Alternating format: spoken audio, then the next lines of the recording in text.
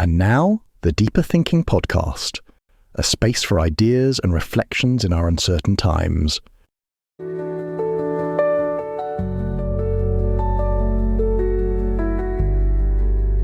Welcome to the Deeper Thinking Podcast.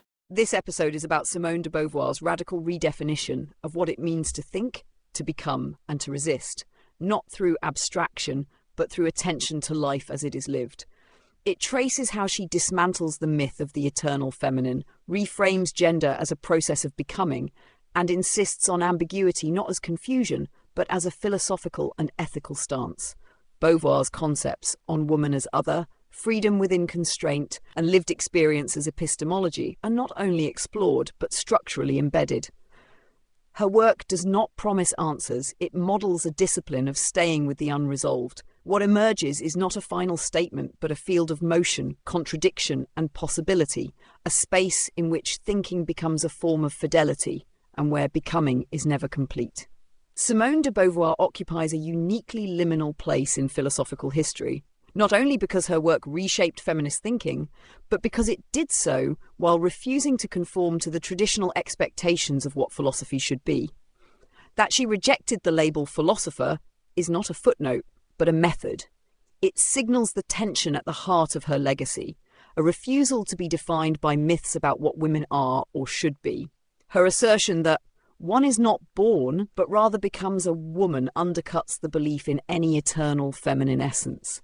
For Beauvoir, gender is not destiny, it's construction.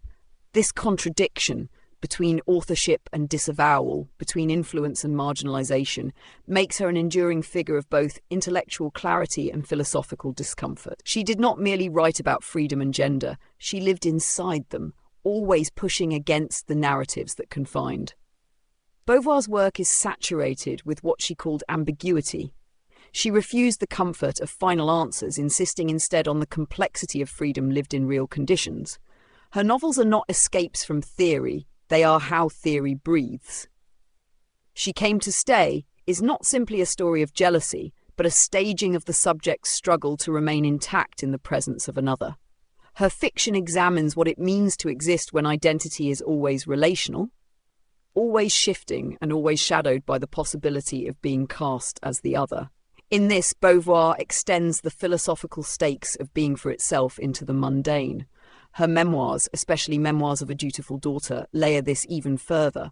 They refuse to isolate the thinker from the person, showing how thought and life are inseparable. This refusal of detachment is central to Beauvoir's ethics. In The Ethics of Ambiguity, she writes that freedom is not abstract, it's grounded in lived experience. True freedom acknowledges limitation, responsibility, and uncertainty. This kind of freedom is not about escape, but engagement. She argues we must act even when we cannot be sure our actions will succeed. This is not resignation, it is a call to stay with the difficulty. In this light, contradiction is not a flaw, but a philosophical tool. By confronting contradictions between ideal and reality, theory and life, Beauvoir builds a structure that doesn't collapse but holds. To become, in Beauvoir's sense, is not to arrive, but to keep becoming. Her work does not aim to resolve, but to reveal, and in doing so it leaves us with something more durable than certainty, a method of attention, of resistance, of presence within the unfinished. Simone de Beauvoir's philosophy is inseparable from her way of living, and her way of writing. Central to her thinking is the belief that lived experience is not separate from theory, but its most valid and urgent source.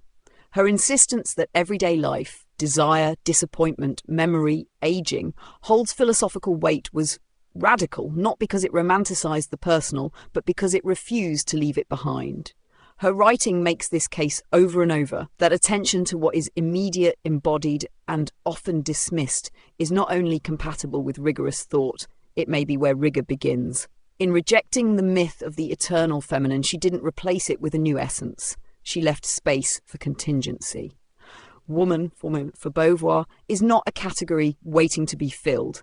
It is a role produced and reproduced in time by structures and relationships that can be named, challenged, and changed.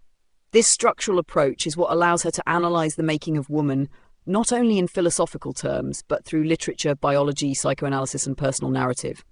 The myth of femininity, she argues, operates by reducing complexity into cliché. It functions as ideology, not description. To resist it is to refuse the comfort of certainty. In this refusal, Beauvoir turns toward ambiguity, not as confusion but as truth. In the ethics of ambiguity, she insists that we are both free and bound, free to choose, bound by the situations we did not choose.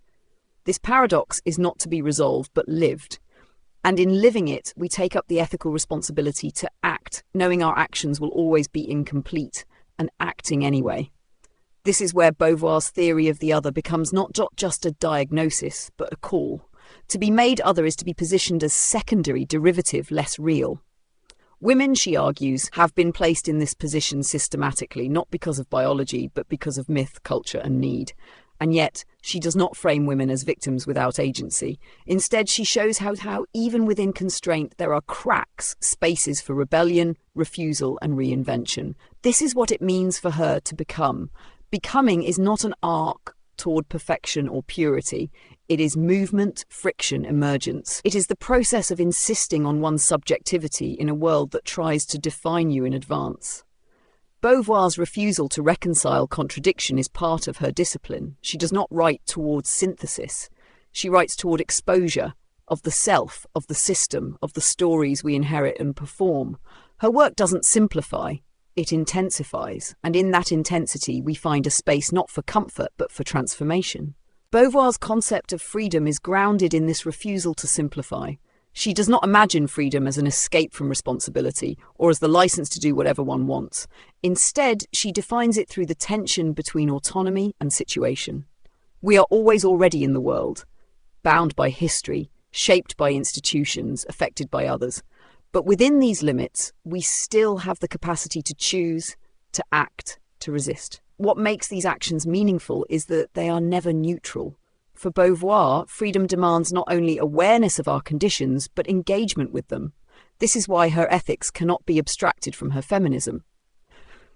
To be free as a woman is to understand how gender is constructed and then to intervene in that construction, not once, but again and again.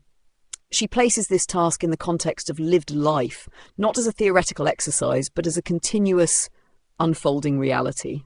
Her attention to what it means to grow up, to fall in love, to age, to write, to walk through a room, these are not distractions from her philosophical project. They are the project. She doesn't ask her readers to transcend the everyday. She asks them to see it more clearly. This clarity often comes with pain. Becoming conscious of how one is made other, how femininity is imposed rather than chosen, can feel like disillusionment. But for Beauvoir, that disillusionment is a kind of beginning. It opens the door to action, even if that action is uncertain or incomplete. In this way, she turns the experience of contradiction into a kind of strength. Not because contradiction is comfortable, it isn't, but because refusing it leads to dishonesty. To hold both freedom and constraint in view, both agency and structure, is to think rigorously. Her work models this rigor without ever sliding into rigidity. She allows complexity to remain complex without collapsing into paralysis. The task, as she frames it, is not to solve the tension between self and world, but to stay with it, to act within it, and to name it for what it is. This is a deeply political act, not because it shouts, but because it refuses to lie. When Beauvoir writes about becoming, she is writing against all forms of finality. There is no arrival point, no end to the process. Even theory itself is subject to revision. Her legacy does not rest on fixed truths, but on a style of attention, to experience, to history, to contradiction. It is not a blueprint, it is a way of being in relation to what resists closure. This relation to what resists closure is what gives Beauvoir's work its lasting force. She doesn't offer a system to be adopted. She offers a lens, one that sharpens our perception of how we are made, how we make each other, and how we might begin to unmake what confines. Her method is recursive, returning to questions from different angles, letting them unfold rather than be solved. This is especially clear in how she writes herself. Her memoirs are not declarations of identity, but ongoing processes of becoming. She does not narrate her life to prove a point. She traces how thought emerges from experience, how freedom grows in the cracks of constraint, how writing itself becomes a form of ethical attention. To write for Beauvoir is to risk exposure, not just to ideas, but to self. Her refusal to separate the thinker from the person is not a performance of intimacy. It is a statement about the nature of knowledge. We do not come to truth from nowhere. We come from bodies, histories, relationships. And those origins do not discredit thought. They shape it. Her insistence on this point reshaped what philosophy could be. It made room for the ordinary. It made room for contradiction. It made room for those whose experiences had been dismissed as non-philosophical. She did not just argue that lived experience mattered. She showed how it was already doing the work of thought. Her theory of woman as other remains one of the most powerful insights into how exclusion works, not through overt violence, but through quiet structures of definition.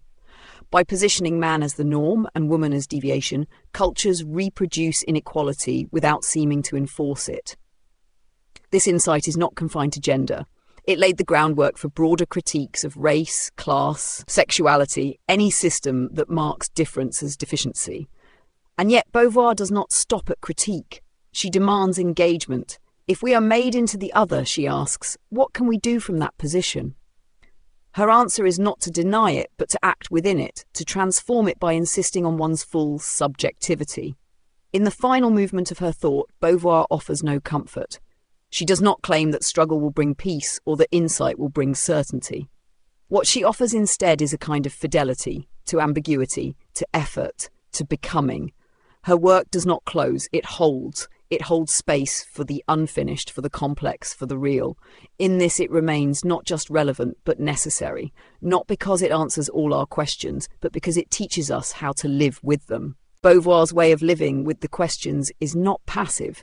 It's disciplined, attentive, and deeply committed to clarity, especially the kind that resists becoming comfortable. She returns, again and again, to the tension between how things appear and how they are made to appear. The myth of the feminine, for example, functions precisely because it hides its own construction. It presents itself as truth when it is in fact a system of repetition, of images, expectations, and roles handed down, absorbed, and internalized. Beauvoir exposes this process not to simply reject it, but to reveal the work behind it. Once seen, it can be interrupted. This is her practice, to break the spell of what seems natural by tracing its history and watching it crack. She does this not only for gender, but for knowledge itself. In every domain she touches, whether literature, ethics, politics, or personal memory, Beauvoir challenges the idea that understanding must resolve into certainty. Instead, she insists that thought must remain in motion. We do not know once and for all. We understand in fragments through time, through conflict. This is what makes her notion of ambiguity so powerful. It is not indecision, but the condition of being human. It is what happens when freedom meets limit, when responsibility meets reality, when the self meets others who are not merely mirrors. Her ethics, therefore, do not begin with abstract principles. They begin with attention. Who is seen? Who is not? What kinds of lives are counted and which are passed over as background? These questions aren't treated rhetorically. They are pursued with care. Her writing takes seriously the lives that philosophy often forgets, lives shaped by dependency, by constraint, by care, by emotional labour. She does not argue that these experiences are exceptions. She argues that they are central and that any serious philosophy must account for them. This is why her feminism was and still is unsettling.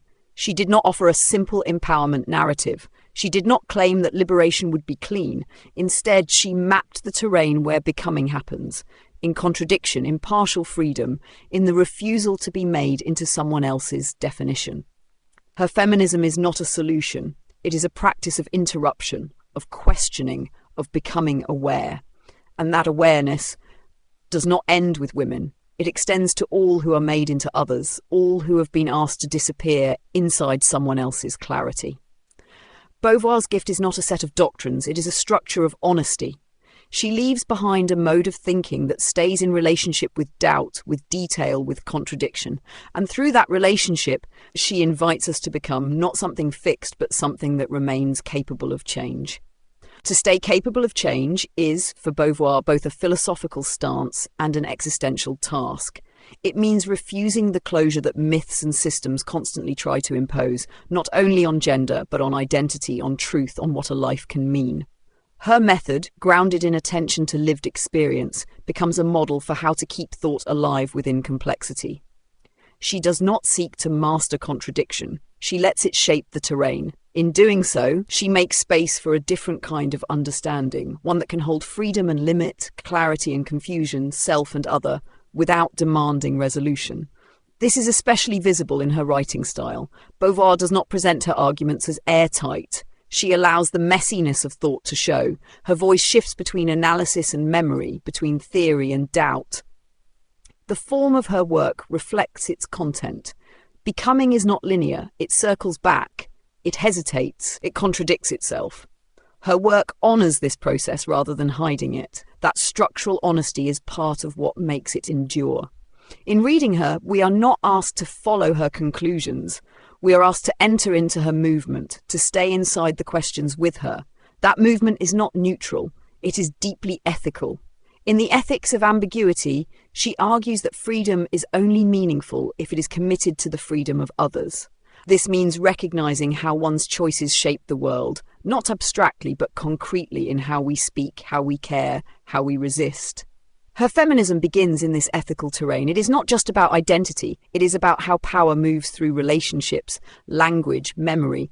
It is about who gets to define reality and who must live inside someone else's version of it. Beauvoir names this as a form of violence, and she invites us to undo it, not in one act, but through ongoing awareness and engagement. Her legacy, then, is not preserved in answers, but in a kind of vigilance. She teaches that insight is not a possession, it is a practice. It must be re-earned, restated, re-embodied. In each generation, her questions return. What does it mean to become? Who benefits from the myths we inherit? Where are we complicit? Where are we capable of refusal? These are not questions with final solutions. They are invitations into thinking that stays close to life, close to what is hard to name, close to what cannot be easily undone. To read Beauvoir today is to encounter a mind that insists on complexity, not to confuse but to clarify, not to escape the world but to enter it more fully. Her thought does not guide us out of contradiction. It teaches us how to live there with integrity. Beauvoir's commitment to living within contradiction is not an evasion, it's a challenge. It asks us to examine the places where certainty has become a shield, where simplicity serves power, and where philosophy has mistaken abstraction for truth. Her refusal to isolate theory from biography makes this challenge personal. The life she documents is not a justification of her ideas, it's a demonstration of their weight. Through her memoirs, she shows how becoming is never finished, how even as we shape our paths, we are shaped in return. This recursive exchange between freedom and structure, insight and experience sits at the heart of her method. The consistency of that method lies in its discomfort. Beauvoir never offers a clean space outside ideology. She never promises that recognition leads to redemption. What she offers is attention, sharp, unflinching, sometimes painful. She names the systems that define us, not to perform critique, but to understand where action might begin. And she does this without sentimentality. Even love, in her writing, is rendered with tension intact. Intimacy does not erase asymmetry, it complicates it. To love without domination, to think without erasure, to act without illusion, these are the demands she circles. Her articulation of woman as other carries this clarity. She doesn't blame individual men.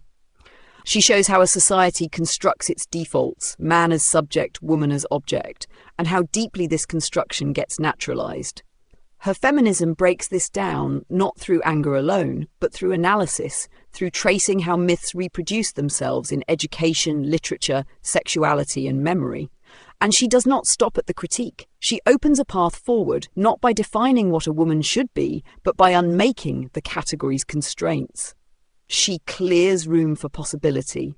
This space of possibility is where Beauvoir's work still breathes. It is where the myth breaks and ambiguity enters. Her refusal to define womanhood in essential terms is what allows her writing to remain urgent across decades. Each return to her work finds something unfinished, something waiting to be taken up. This is not a flaw, it is the mark of a thinker who refused to speak for others, who refused to close what should remain open. Her legacy is not a doctrine, it is a method of philosophical honesty. Stay close to life, Stay with the questions, stay inside what you cannot yet resolve. That is where Beauvoir leaves us, not a conclusion, but in a process of noticing how the world names us, how we respond, how we resist, a process that does not promise purity, but asks for presence. And that presence, held with care, becomes a form of becoming in itself. To carry Beauvoir's thought forward is not to preserve it unchanged, but to let it keep working, cutting through new terrains, meeting new contradictions, staying alive in movement. Her theories do not age because they are tied to a single moment or struggle.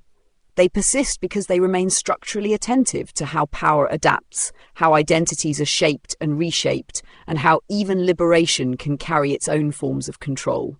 The myth of the eternal feminine may wear new faces now, but its function endures, to simplify, to reduce, to stabilize what is in fact dynamic. Beauvoir gives us tools to notice this and to push against it, not through final declarations, but through sustained thought. Her thinking remains indispensable because it refuses to separate reflection from risk. She did not write from a position of safety. She allowed her thinking to be shaped by her contradictions, like her complicities, her relationships, her doubts. That vulnerability, far from weakening her work, becomes its spine. She models a kind of intellectual responsibility that doesn't hide behind theory but steps into its consequences. Her feminism is not pure but situated. Her ethics are not universal but grounded. She shows how theory and biography are not enemies but mirrors, each capable of exposing the assumptions the other hides. And it is in this exposure that Beauvoir's voice grows stronger, not louder but clearer. She does not need to claim authority through detachment, she earns it through presence. Her most powerful moments are not those where she delivers conclusions, but where she shows how difficult it is to live what one believes. The distance between thought and action, between freedom and its practice, is where her work keeps us, not suspended in indecision, but alert. Alert to how power lives in language, how possibility is shaped by structure, how ethics begins in perception. Her insistence on lived experience as a source of truth has transformed the landscape of philosophy. It opened space for voices that had long been excluded, and it redefined what counts as serious thought. Not only the treatise, but the letter. Not only the concept, but the confession. Not only abstraction, but narrative. In this expansion, Beauvoir made room for ambiguity, not as a weakness to overcome, but as a condition to inhabit. She made contradiction a starting point rather than a flaw, and she made becoming, not being, the task of both life and thought. What she leaves us is not an ending, it is a field of tension, motion, and possibility. To walk it is to think it is to begin again. She does not ask for attention to be paid, she asks that it be remembered. Not explained, not resolved, just carried forward.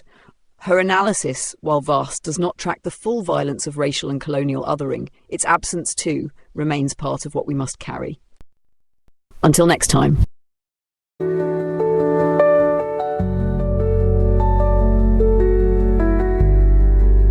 You've been listening to the Deeper Thinking podcast. Today's episode was narrated by Holly, our digital narrator, who helps bring our ideas to life. For further reading, research, and ways to support the podcast, please visit the episode webpage. Thank you for your positive reviews on Apple Podcasts. Your reviews help keep us visible so others can discover and enjoy our content.